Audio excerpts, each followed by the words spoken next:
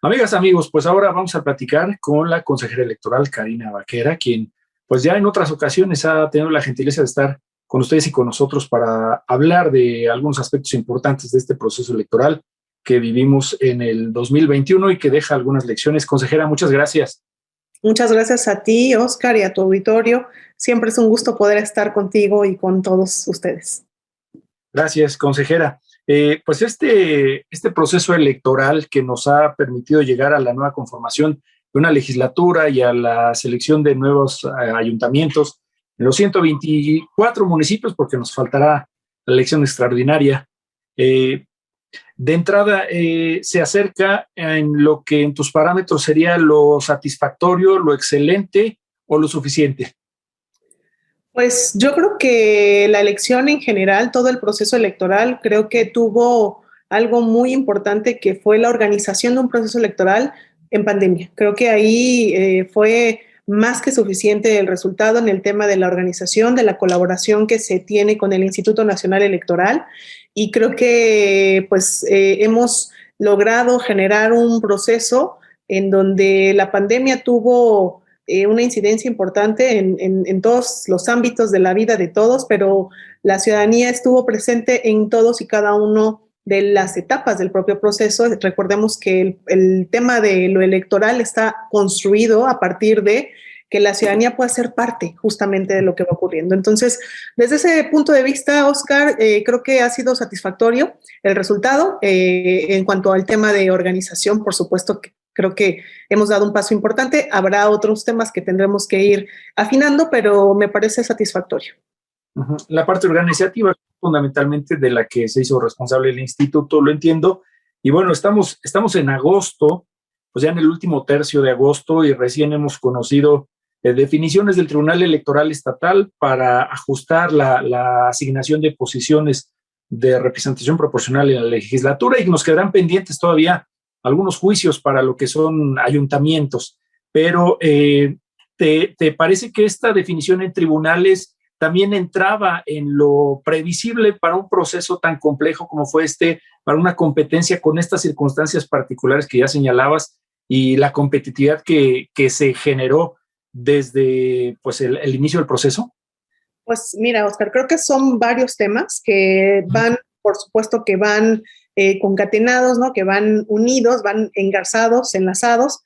En el tema muy concreto de la resolución que emitió el Tribunal Electoral del Estado de México hace ya unos días, e incluso nosotros en una sesión del pasado, en pasados días tuvimos que hacer, que acatar justamente esta sentencia en los términos que lo establecía, ¿no? Para poder tener y contar con un Congreso pues paritario 37-38, que en su caso yo lo he venido diciendo y lo dije desde el momento en el que se generó esa votación en el Consejo General, en donde yo voté en contra y yo además emití un voto particular porque justamente advertí que existía un tema de disparidad. No había paridad en el Congreso, había que hacer algunos ajustes que eran importantes, los cuales, bueno, pues había que echar mano de la cuestión normativa, había que hacer cuestiones que la autoridad administrativa podía generar.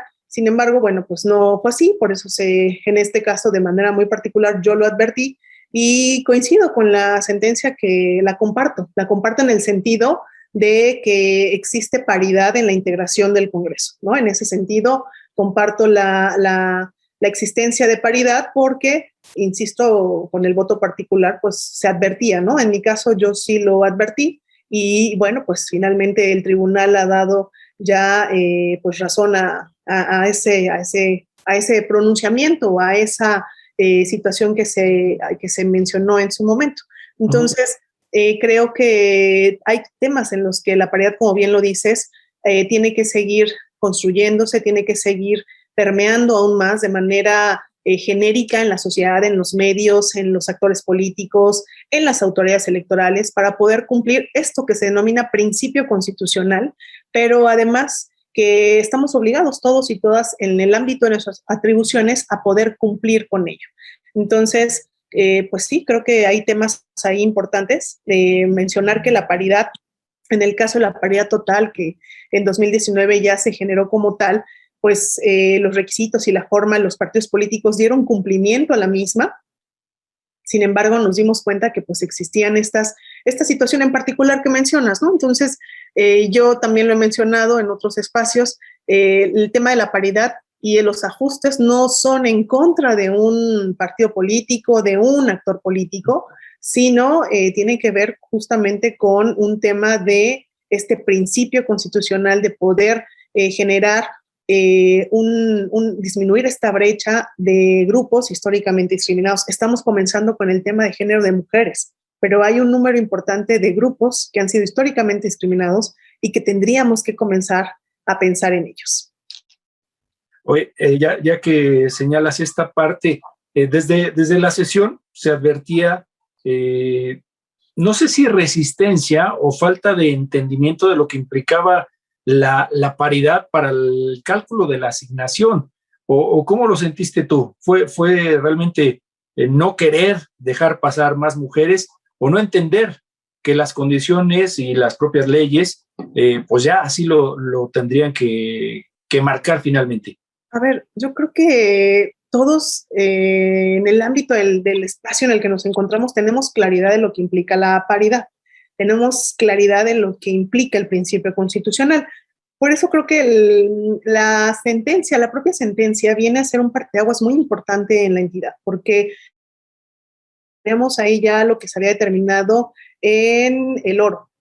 Y finalmente venía este tema de estas cuestiones de representación proporcional y los debates que se generaron incluso en el propio Consejo. Creo que hay que seguir trabajando, hay que seguir siendo muy sensibles con el tema, creo que hay que seguir siendo pues muy claros en decir que tiene que seguirse trabajando de manera muy conjunta, interinstitucional, para poder generar justamente acciones afirmativas de manera muy concreta, ¿no? Si la ley lo establece o si la ley lo tiene como una cuestión muy específica, creo que eso no abona a la construcción de un tema democrático, porque lo que tenemos justamente es un principio al cual se tiene que ir materializando y quienes lo pueden materializar son las autoridades administrativas y después jurisdiccionales, que fue lo que pues generó esta sentencia, ¿no? Y llegar hasta allá, tal vez se pudo haber, me preguntaban, ¿se pudo haber evitado? Seguramente, sin embargo, bueno, hay un cauce que se tiene que seguir, la democracia es así, a veces coincidimos, a veces hay disenso y finalmente existen órganos jurisdiccionales que van generando también con las sentencias claridad respecto a cómo se tendría que haber materializado el mismo. Claro. Ahora, pues estamos todavía a la expectativa de que el Tribunal Electoral del Poder Judicial de la Federación ratifique. ¿Sería complicado pensar que se dé un paso hacia atrás? Pues mira, la verdad es que cada una de las autoridades tiene autonomía y tiene su propia determinación. Creo que la paridad, yo siempre lo he dicho también desde hace mucho tiempo, la paridad llegó para quedarse y llegó para también ser parte de nuestras vidas y poder entender que no estamos compensando a nadie, sino que estamos reconociéndole el derecho a mujeres que quieren participar de la vida pública de este país, de esta entidad, y con todo el derecho justamente de poder hacerlo. Entonces, habrá, por supuesto, que esperar la resolución en el ámbito de las atribuciones que se tiene, determinar la cadena impugnativa y, por supuesto, ver, ¿no? En este primer momento tenemos justamente ya una confirmación para el caso particular de alguien que lo advirtió y que finalmente, bueno, pues quedó claro que había que hacer esa modificación, ¿no? Con la insistencia de decir que no es para afectar a nadie, ni a nadie. O sea, en un tema de instituciones o en un tema de cuestiones particulares, ¿no? O sea, el tema de la paridad es tener justamente eso, ese equilibrio que se requiere. Claro.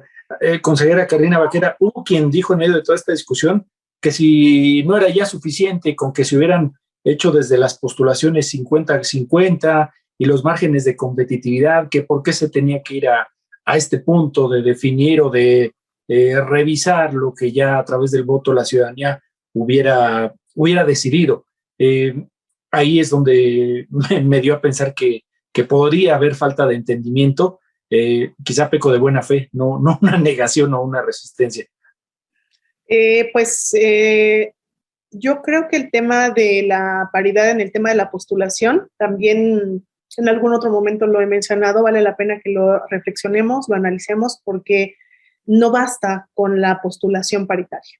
Eso lo estamos viendo. Por eso insisto en que tiene que ser un trabajo sumamente interinstitucional, es decir, poder buscar los medios para que en efecto las mujeres puedan estar arribando esos espacios en igualdad de circunstancias. Entonces, creo que tiene que ver justamente con esta sensibilización y con esta parte cultural que tenemos que cambiar y que por supuesto la entidad mexiquense no está exenta de esta culturización de lo que se ha denominado un sistema patriarcal.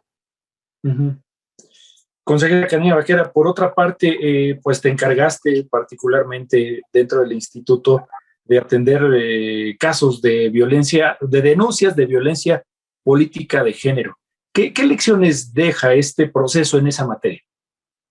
Pues es un tema que también merece un análisis y una reflexión muy profunda, Oscar, porque lo que alcanzamos a poder observar es que la violencia política contra las mujeres por razón de género se da en diferentes etapas. Es decir, habría que hacer un análisis y habría que hacer sí reuniones de trabajo para que esta normatividad que existe pueda mejorarse en el sentido de poder perfeccionar algunas cosas. Es decir, vemos que hay mujeres que sufren violencia cuando están ejerciendo el cargo, pero también vemos que existen mujeres que son vulneradas, violentadas en el momento en el que están participando en las diferentes etapas del proceso y todas están en el tema del procedimiento especial sancionador. Entonces creo que vale la pena ir analizando los casos y ver por qué además algunas no han prosperado. Hay un tema también interesante que tiene que ver con los criterios que no han sido los mismos criterios que se han venido utilizando. Entonces, esta parte también habrá que ver cómo lo están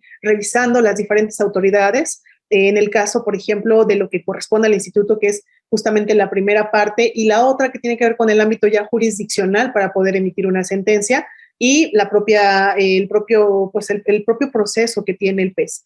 Entonces, creo que también es muy importante seguir trabajando sobre los cursos de capacitación que se tiene que hacer para la elaboración de la demanda, porque a veces se tiene la duda, ¿no? De decir si es violencia, no es violencia, cómo se acredita, cuáles son los elementos. Y esta parte también importante mencionar que hay cosas que no son violencia política contra las mujeres en razón de género y también hay que decirlo, o sea, esto sí es violencia, esto no lo es.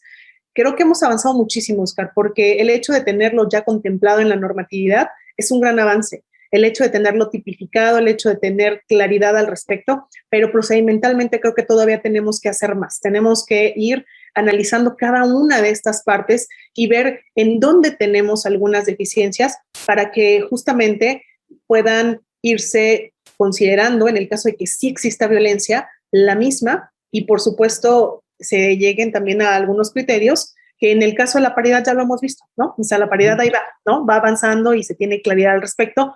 Creo que el tema de la violencia política contra las mujeres es un tema que estamos iniciando de muchas cosas con un gran avance, por supuesto. Se desecharon un gran número de acusaciones de este tipo.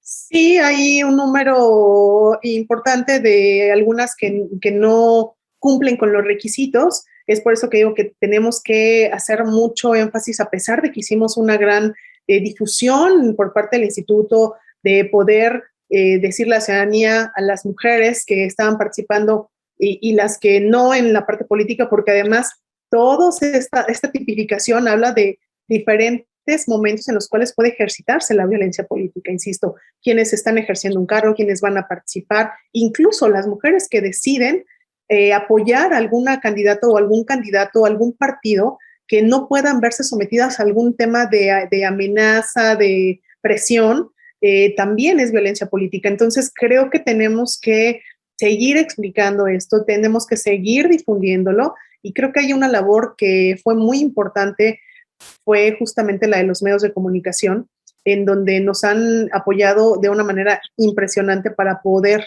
ir haciendo del conocimiento a la ciudadanía de todos estos temas y de todos estos conceptos y de la manera en la que se pueden ir materializando. Es decir, sí hubo una sensibilidad de los medios y se logró también impactar de buena manera a la sociedad con este mensaje del cual me gustaría tu opinión, ¿hizo sentido en la población en mayoría? Yo creo que sí, los medios son un canal sumamente importante para poder transmitir y explicar lo que la democracia es, lo que el propio Instituto Electoral del Estado de México realiza en todas y cada una de sus áreas.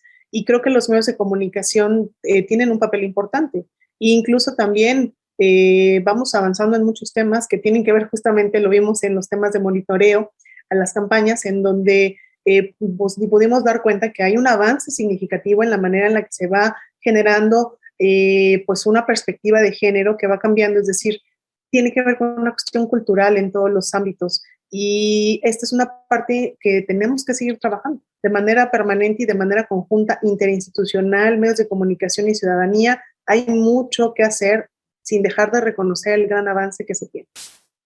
Más allá de estos dos temas, consejera Karina, ¿qué te dice el porcentaje de participación que hubo en este proceso electoral para el caso del Estado de México? ¿Qué te da a pensar que tenemos en el porvenir a partir de esto?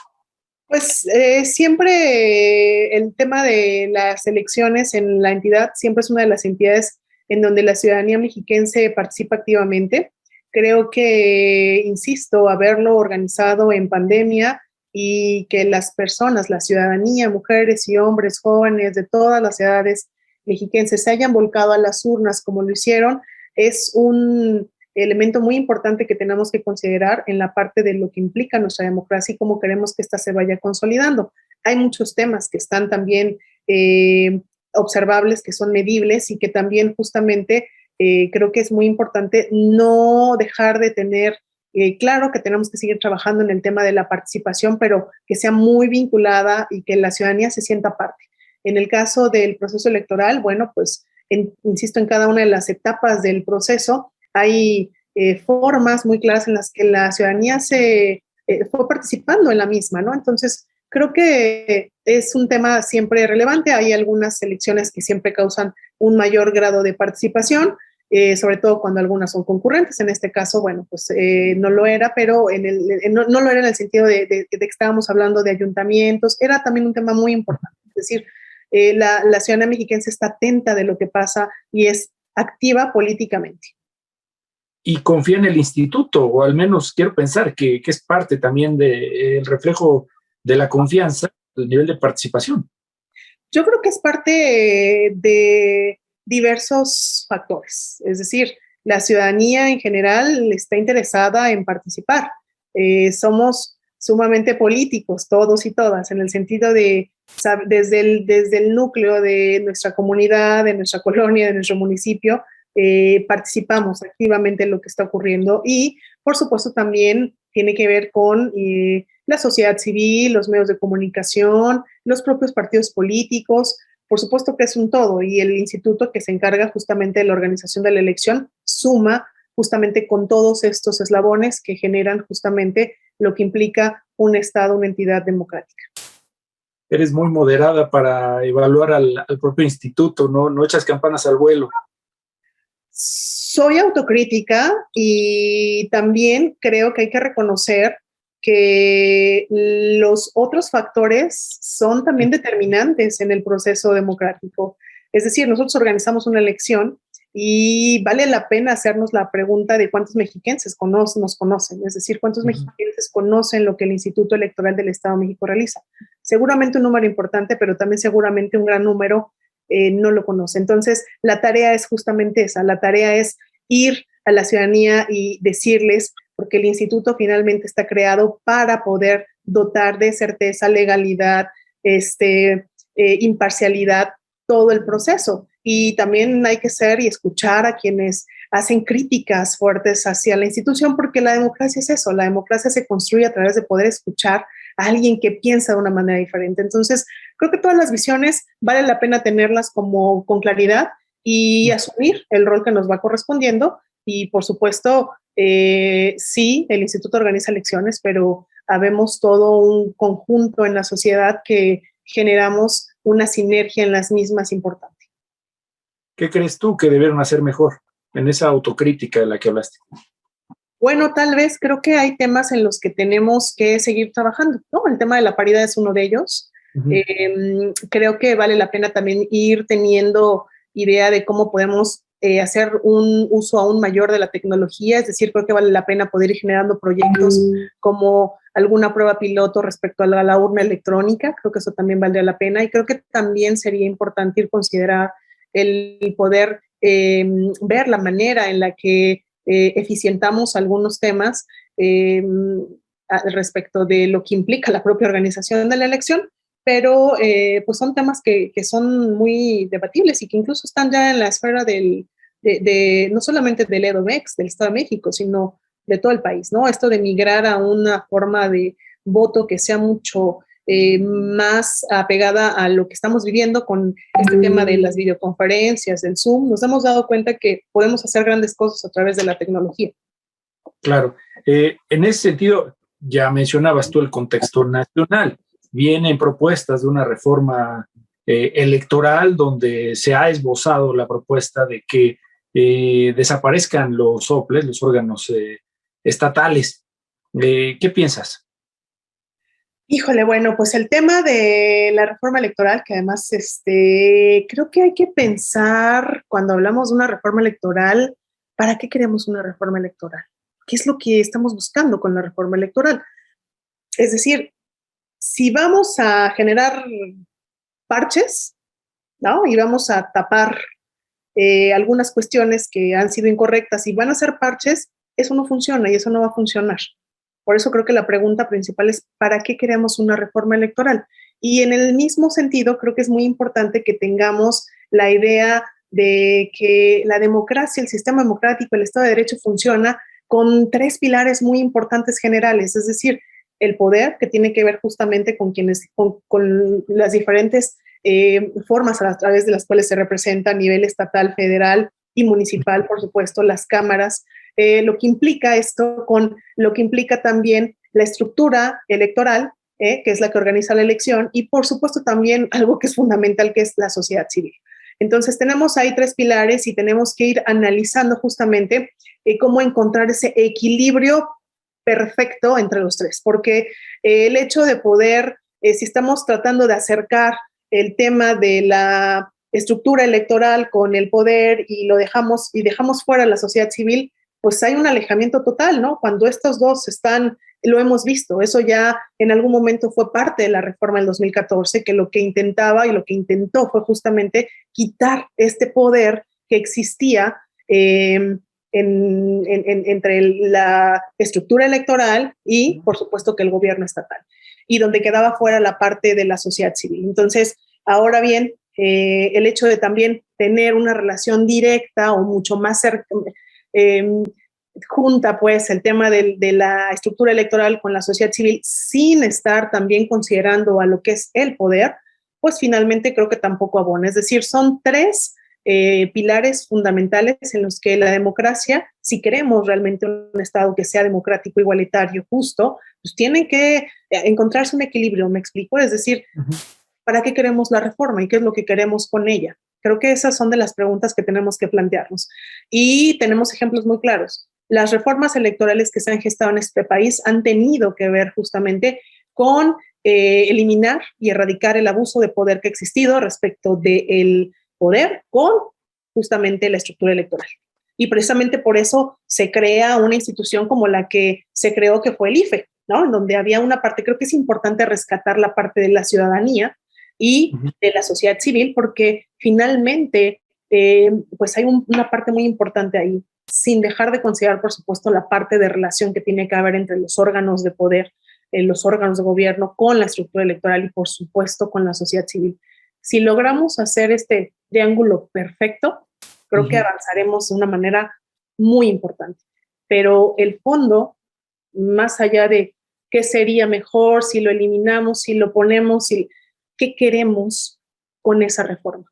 ¿Qué es lo que necesitamos? ¿Y cómo hacemos que estas tres partes funcionen de manera equilibrada y se encuentren generando lo que todo mundo espera en un espacio, un espectro democrático, ¿no? El respeto a los derechos fundamentales, el poder participar, el poder tener garantía de que existe una renovación periódica de poder, pero sobre todo también existe una participación directa por parte de la ciudadanía en todos y cada uno de estos actos. Claro. Hablaba Lorenzo Córdoba, ahorita que mencionabas tú, ¿para qué queremos una reforma electoral? Que era innecesaria e inoportuna, porque había un clima de polarización y una serie de descalificaciones en el debate político que podían quizá enturbiar lo que puede ser la perspectiva de la reforma electoral que se necesita. ¿Coincides en esa idea? La propia polarización y las descalificaciones provenientes desde pues, la cúpula del Poder Ejecutivo Federal pueden sesgar la respuesta al para qué. Yo creo voy a expresar lo que yo creo respecto de cualquier tipo de polarización más allá de lo que tú refieres. Sí. La polarización bajo ningún contexto, con ninguna parte que se encuentre formando parte de la polarización, creo que abona la democracia. Creo que hemos en este país tenido una larga construcción de lo que implica un Estado de Derecho y hemos transitado por muchas cosas que han sido sumamente dolorosas para la sociedad para poder arribar a lo que tenemos hoy en día. Entonces, creo que vale la pena preguntarse de fondo, sin polarizar, sin este tipo de radicalizaciones por ninguna parte, de para qué queremos una reforma y pensar en el fondo de ella, ¿no? Las reformas han ido generando una cuestión de mejora para la sociedad, ¿no? Donde hemos tenido el reconocimiento. La primera reforma pues, se da justamente para poder eliminar el coto de poder tan importante que tenía el partido hegemónico en el poder, que históricamente lo conocemos. Entonces, claro. Lo que hemos ido gestando después son reglas y normas. Primero era el tema de reconocer a las minorías, que los partidos políticos que no eran una mayoría también estuvieran representados y la sociedad se sintiera representada a través de ellos. Entonces, creo que el fondo está en decir, ¿para qué queremos una reforma electoral? Y cómo queremos que ésta sea. Parto de este esquema, de estos tres pilares que son fundamentales, que tienen que ver con el propio poder, porque eso es lo que se limita y se genera en un tema, en un esquema de una democracia, el tema de la estructura electoral, que es muy importante, pero también la propia sociedad civil, que somos toda la ciudadanía, que lo que deseamos y lo que queremos y aspiramos es a tener un país democrático en el que se nos respete a todos y cada uno de nosotros, todas y cada una de nuestras libertades y derechos fundamentales. Muy bien. Consejera Karina Baquera, para finalizar, se ha celebrado el que hayamos podido llevar a cabo una consulta popular en tiempo reciente sobre lo que presumiblemente trató de ser el enjuiciamiento de los expresidentes. El resultado de la participación, que no fue más allá del 7%, dice el presidente, pues fue bueno, participaron finalmente, ya tenemos la posibilidad de esta participación y ahora se habla de pues, llevar a cabo el ejercicio de consulta sobre la revocación de mandato. ¿Estamos aprovechando o abaratando este tipo de ejercicios? ¿O desvirtuando? Yo creo que pasa como el tema de la polarización, ¿no? Es lamentable que no alcancemos, hay posturas a favor y en contra, y son respetables, porque en la democracia sí es, no podemos estar todos de acuerdo al 100% y precisamente existen esa forma de poder disentir. Sin embargo, creo que en ambos casos son mecanismos de participación ciudadana que vale la pena retomar la naturaleza de los mismos. La pregunta pudo haber sido afortunada, no afortunada, pero lo importante es que se llevó a cabo un ejercicio. Creo que hubiese sido mucho mejor empleado tal vez si hubiéramos estado todos en la conciencia de lo que implica generar por primera ocasión un mecanismo de participación ciudadana, ¿no? Yo lo decía en algún momento, en el Estado de México existe y nunca se ha llevado a cabo. Sería interesante ver cómo se pudiera gestar un proceso de ese tipo porque está en la Constitución. Y en el caso de ambos, son mecanismos de participación ciudadana que forman parte de la democracia y que bien vale la pena poder hacer uso de ellos como se hace en otros países en donde funciona y en donde llevan un número importante de estos ejercicios y que finalmente sí van respondiendo a lo que la ciudadanía va exigiendo de quienes detentan el poder. ¿Con qué un porcentaje lo quiera, como lo establece la ley, que se haga?